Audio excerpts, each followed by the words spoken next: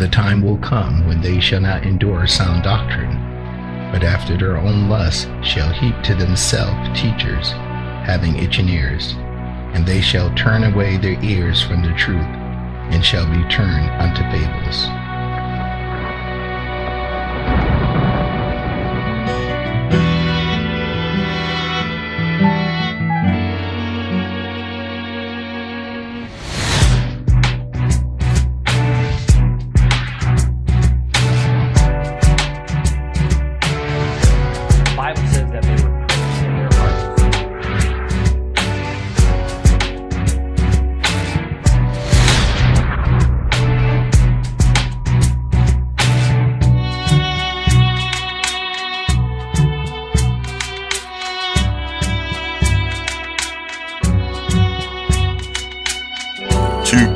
Glory and welcome to this your real illuminating moment. I'm O.W. Prince. Do you realize how often many of us practice idolatry? Do you know what God's holy and eternal righteous laws says about idolatry? Let me remind us, and I paraphrase. You must not make any idols. Don't make any statues or pictures of anything. Let me repeat that. You must not make any idols. Don't make any statues or pictures of anything, whether up in the sky or of anything on the earth or of anything down in the water. Don't worship or serve idols of any kind. Let me repeat that. Don't worship or serve idols of any kind. Because I'm Yahweh, your God, and I hate people worshiping idol gods. There is no other God but Yahweh. Exodus 24:5, Isaiah 45:5. God speaks of idolatry as a bad thing. God speaks of idol worship as a damnable practice. But today, as we look at it, nobody will admit to being an idolater. Everybody will readily say, we don't bow down to statues. We're not idolaters. Nobody's doing that these days. Well, let's examine that for a minute. For many years now, I've not had a platform from which to address the idolatry that I've seen in our Christian culture and in many Christian churches and in America. But now that the Lord has provided me this medium and this opportunity to proclaim the truth and sound the alarm and announce his judgment, that is exactly what I intend upon doing in the spirit of holiness and in the power of the Holy Ghost. To God be the glory. Now, for the sake of time, I will not repeat the lessons that I taught earlier, exposing religious idolatries that are practiced in almost every Catholic and Christian denomination. The kissing of the Pope's ring, the kneeling down at a cross, the worshiping of a Caucasian man posing as Jesus in a picture. I'm not going to review that. We'll come back to that if necessary, but today I want to skip over that chapter and talk a little about America as a culture of idol worshipers. See, the God of this world and her ministers of entertainment came up with a concept called American Idol, where people voted for the person that they wanted to become an idol. Satan and her demigods of entertainment have taken the term idol and made it sound so passive, so innocuous, yet so desirable and glamorous that no one realizes that it is the very thing that God forbids and hates.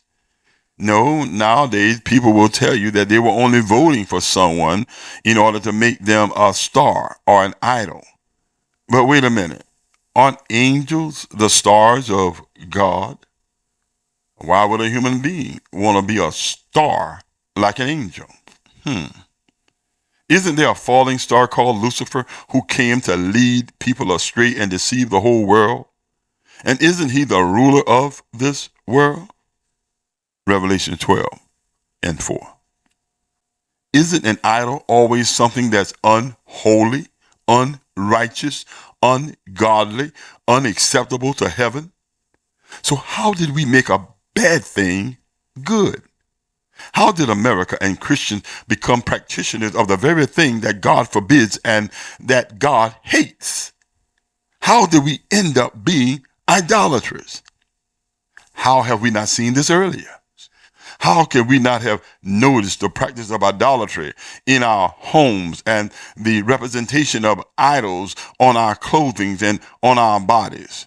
How can we not have noticed the practice of idolatry plastered on our walls in the form of posters of our so-called idols?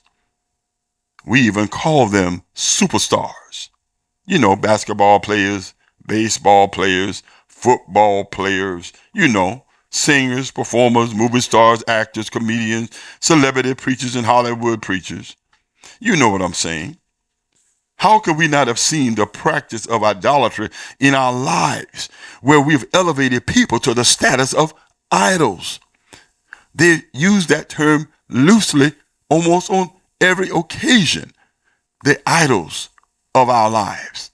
The idols in our sports, the idols on TV and movies, the idols in the pulpit, the idols, the idols, the idols. How many of our idols are all over our walls and tattooed on our bodies? We don't have the word of God on our walls, but we have the pictures of people who we call idols on our walls. We don't have the word of God tattooed all over our bodies, but we have the pictures and images and slogans and cliches of our so-called idols on our bodies. Some of us don't pay enough attention to God and his laws and righteousness to know what idolatry is. Satan has seduced us with glamour, glitter, and gold, fame, fortune, and sexual gratification and lewdness. And she has dumbed down our minds so that many have become so inculcated with the culture that we can't even tell when we are practicing Satanism.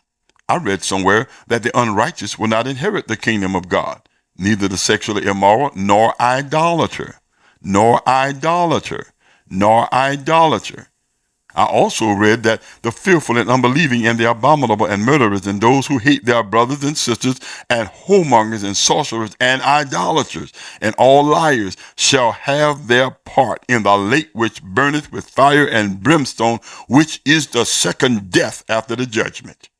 No matter which way you slice it, no matter which way you look at it, those who practice any form of idolatry, including nations and Christians and all forms of religion, will suffer the wrath of God unless we repent. I'm O.W. Prince. And as always in parting, many are the afflictions of the righteous, but the Lord delivers him and her out of them all. Life indeed hurts, but God heals. Thank you, God. To God be the glory. Keep looking up.